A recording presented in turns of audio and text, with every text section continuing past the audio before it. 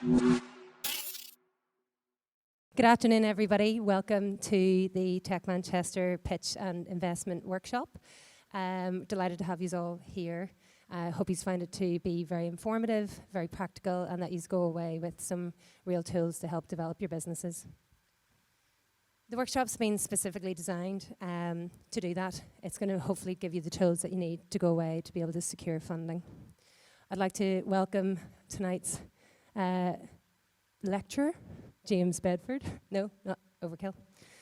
He's head of investment for Tech North and has previously worked for Creative England, managing a £10 million fund and a portfolio of startups. So he has a lot of experience in terms of what angel investors and VC funds are looking for, and is going to share that expertise with you tonight. Graham Nevin, give us a wee wave in the room, Graham. So Graham's going to be delivering the next workshop on the 19th of February. It's a follow-on workshop from this one. You'll have the opportunity to bring back your pitch decks that you'll start preparing today and bring that back and compare that to how that would fare against different funds. So we look forward to welcoming Graham back here in a couple of weeks.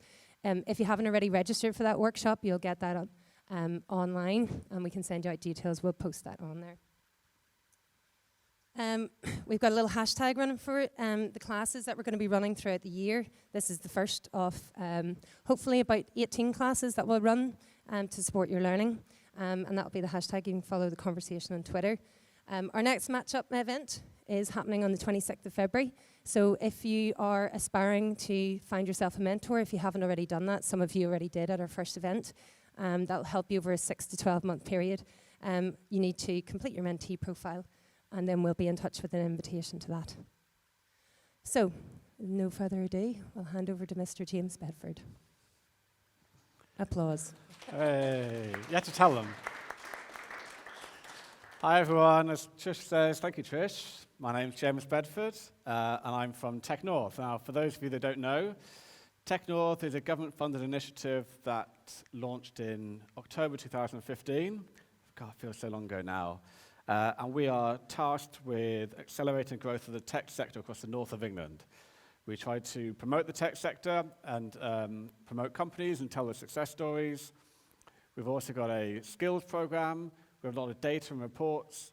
We support the ecosystem with things like Founders Network. And most importantly of all, because it's the area I'm in charge of, is we try to improve the investment ecosystem.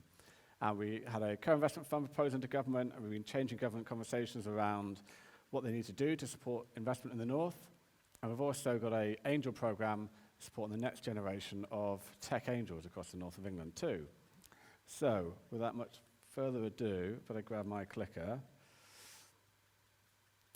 So today, I've broken it down to two sections. So, what's it all about, investment? What are investors looking for? Some of the legals and post-investment stuff too. And once we've got all that kind of background about what investment is all about and what you should be thinking about, then we go into section 2, which is about the pitch. So what to pitch and how to pitch it. Got some top tips in there. And we end with a panel. We've got Shout Platform, one of the Manchester startups. They're just going into their, I think their third raise now. And we've got some of their early investors, or one of their early investors here, and we've got the founder of Shout. And I'm going to be interviewing them both so you can get a sense of what it is to be a founder raising investment and what it is to be an investor and the kind of things that they both need to think about. So, to get started. So this is not a pitch. A pitch would look much better than this. It'd be better presented than this. And this is just a presentation.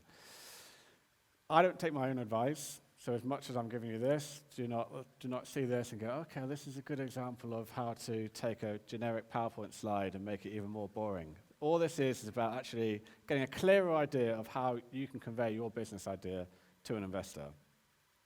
Am I an expert? So, as Trish said, managing investments for Creative England, we did over 150. But there's no such thing as an expert. And the late great Christopher Hitchens said, picture all experts as if they're mammals. Just like that. So, why raise? This is a consideration that not many founders take too much time to think about. They can sometimes get too much caught up into what a founder should do and what startups should be doing, and they just immediately think, okay, right, I've got a business idea, I need to grow it really quickly, raise my seed, raise my Series A, B, C, D, and then exit in 10 years' time for multiples. But actually, it's really good time when you're starting out on that journey to actually just take stock and think, why am I raising? Yes, you need to raise if you are going to take your company to those great heights, because you can't fund that fast growth just through the income. That's essentially, you need a cash float to get your business off the ground, to spend money before you've earned it effectively. It's great to have things like being first to market, particularly with new innovative things. So there's lots of advantages for the company, but actually you as a founder, why did you start that business? And actually, if you started that business because you want to be the boss of a business and employ some people and have a really cool business where you're in charge and you're making decisions, actually taking an investor on board will change the dynamic of that.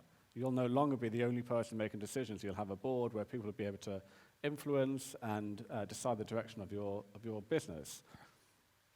Does anyone know what that 11% statistic or number comes from? That's how much, this is a statistic from American tech, that's how much founders are left with at the end when they go to sell on average. 11% of your business is how much you'll be left with, and the other 89% will be the investors. So the people that put money into your business, you're only left with 11%, which is fine. If you sell your business for 100 million, you'll be left with 11 million. Fantastic. But actually, it's worth thinking, well, if I do get to like Series C, how much of that is left for me, and is it worth it? That's skewed slightly because it is America where they do sell for billion and so on. So I think when to raise is really important. You can never start too early in terms of your thought process of it. So as soon as you start thinking about, and as soon as you start developing that business plan, you should be able to see, okay, my costs are going up like this, but actually my income on the early stage is only going up like this. So you should be able to see when you need the money and how much you need. You start to develop that strategy and never leave it too late. The worst ever is when you see founders and startups coming to you and saying, I really, really need the money because we're going to run out in 2 months' time. Do you know any investors you can introduce me to? By then it's too late, because actually if you go and say that to an investor, they'll be like, I don't want to be rescuing a company. I want a company that's growing really fast and doing really, really well. So get out of that mindset and just start that thinking really early. And actually you can work out today at what point do you need to start raising that money. So you're kind of building up to that point. Sometimes it can take a year, hopefully not, maybe just a couple of months. But you need to know when you're going to need that money so you can start directing all your energy towards that. And always be thinking ahead. So if you're raising an early round now with some angels, you can still have those conversations with the VCs that you need for your next round. Even if it's way too early, you can still start having those early conversations just so you get on their radar. You can just start working out who might be interested, who might not be interested when you get to a certain stage. Who are the actors? So, angels are individual people who are investing with their own money. Advisors, there's lots of advisors out there. They probably wouldn't get involved in a really early stage, but actually, when you start raising in the millions, that's when the advisors will come in. They can take away some of the hassle for you, but they're quite good source of advice, even for yourselves, if you buy them a coffee and so on. Fund managers are acting on behalf of funds, so they've gone out, they've got a whole series of people who have put money essentially into a pot, into a fund. They've closed that pot, and now they're trying to invest that pot based on the criteria and so on. So they manage other people's money. I think the main difference I would say between an angel and a fund manager, an angel is much more of a personal decision about if they can add value to your business, whether they really kind of believe in you. And they'll be looking at their own experience and saying, what can I do here? And it's very different to be investing your own money, whereas a fund manager might be going out there and seeing 10 pitches a day, or getting 10 pitch decks a day, maybe seeing 2 or 3 pitches every day. So they're seeing things constantly. So they're quite a good barometer of whether you've got competition from the neighbouring city or someone else within Manchester might be doing exactly the same thing as you. See a fund manager, they'll tell you within 10 seconds, and they'll tell you in a really kind of arrogant, brash way often. And then you've got, and fund managers might be managing EIS funds or SCIS funds. You've got venture capital, which would be at the kind of bigger end of the market, kind of 2.5 million and upwards. And private equity, They would be looking at when you get to a really, really big size. They might be buying a majority stake or buying your whole company. And what they want is a slow burner kind of investment. So once you're actually generating a lot of revenue, that's where they see they'll be taking the money out. Plus, don't forget, you've got lawyers, accountants, and other people. Strategies for engagement. Okay, now I'm going to tell you about how to find those angels and how to find the VCs and how to talk to them. So, sometimes it's a little bit of a misnomer when you talk about angels and people think about Dragon's Den or even investment panels. You might well actually never have to go and pitch in front of an investment panel or never have to go and pitch to a big room full of investors. Investors are quite often people who have invested just once, perhaps twice. I would say that's probably the majority of angel investors. There are some prolific angel investors that might have a great portfolio of 10, 15, 20 companies, but they're pretty rare.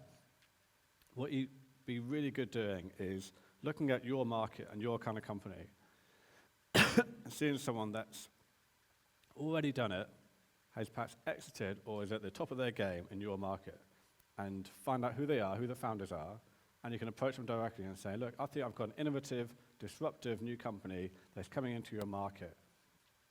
I'd like to buy you a cup of coffee and talk about it. And often they'll say yes. They'll say, okay, I can spare 20 minutes of the time. That sounds quite an interesting thing. You do that kind of email pitch. Then you meet them and you just want to tell them about your thing. But actually, in telling them about your thing, you're selling it to them.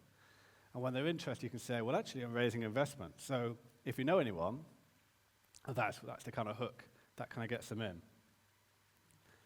Have a look at similar companies to yours and see who has invested in them as well. So there might be a company similar to yours at the next stage, so it's maybe raising 5 million. Excuse me. Who are the investors that were involved in those early stages? And you can go to find out who they are. Often it's in the press. Approach them directly and say, I saw you invest in this company.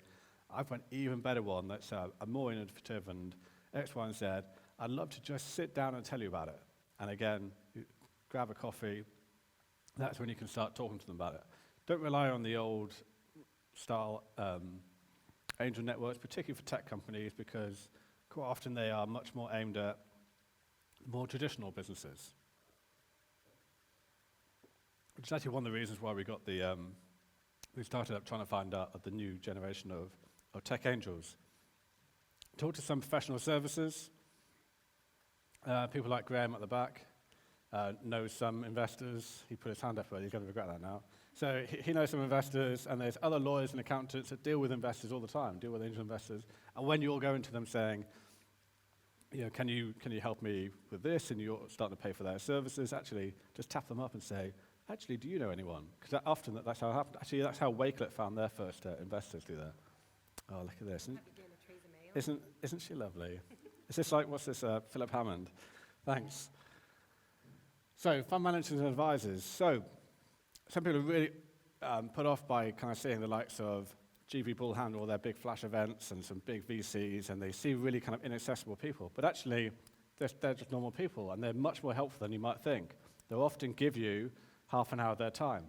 And even if you're not at this stage yet where you're raising kind of venture capital 2-3 million money, they might still want to get you onto their radar, so they might be interested if they hear that you're quite a good company. So just chat to them, and in that half an hour you can quiz them about, well, this is what I'm saying in my pitch deck, but it doesn't seem to come across. And then they'll be saying, well, you might want to change X, Y, and Z, and you might be talking about a way of making money in your business, and they say, well, have you thought of this? And just because they're seeing so many businesses all the time, they're able to really quickly, even if you just give them an overview, give some really good tips. When you're actually approaching them for money, you need to check that actually they're the kind of company you're going for, that they're going for. So most funds have a set of criteria which their fund managers have to keep to. And that criteria might say, okay, we're only going to do AR and VR. So there's no point going to that fund if you're not an AR or a VR company. Otherwise, it is just kind of waste time. You can do all that kind of research before you reach out to them.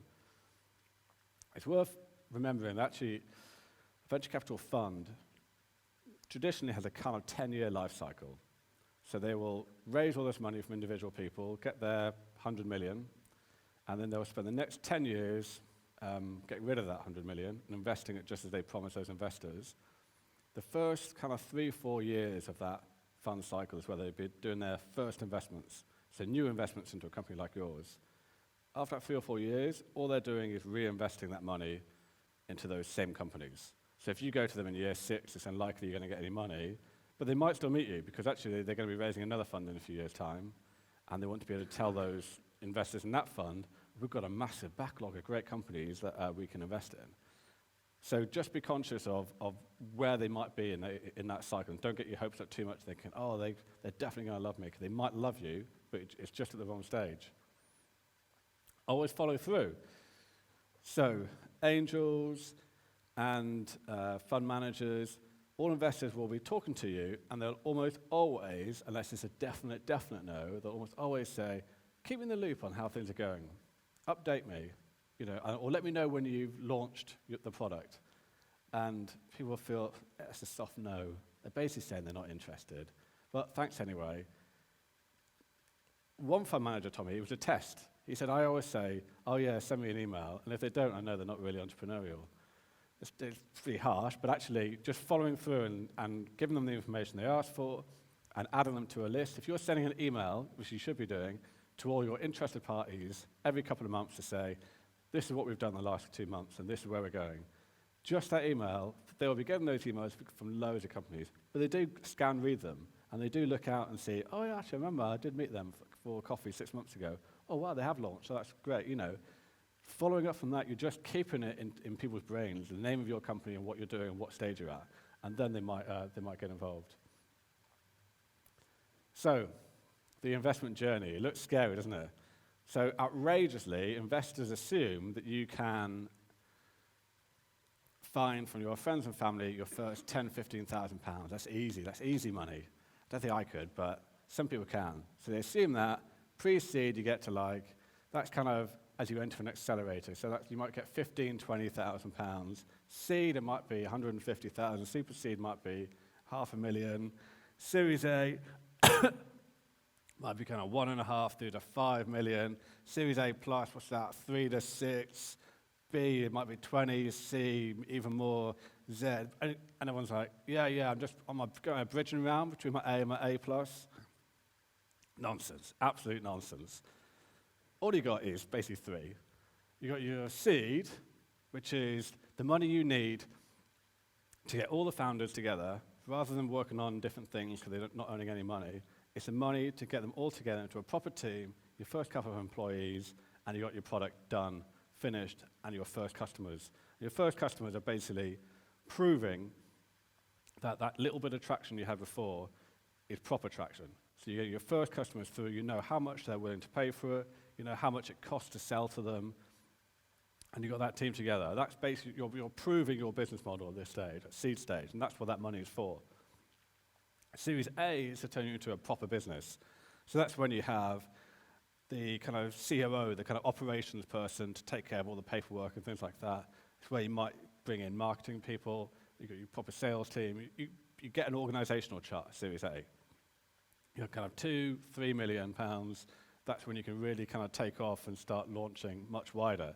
Series B is when you start talking about global dominance and, venturing into America and so on. But that's all it is.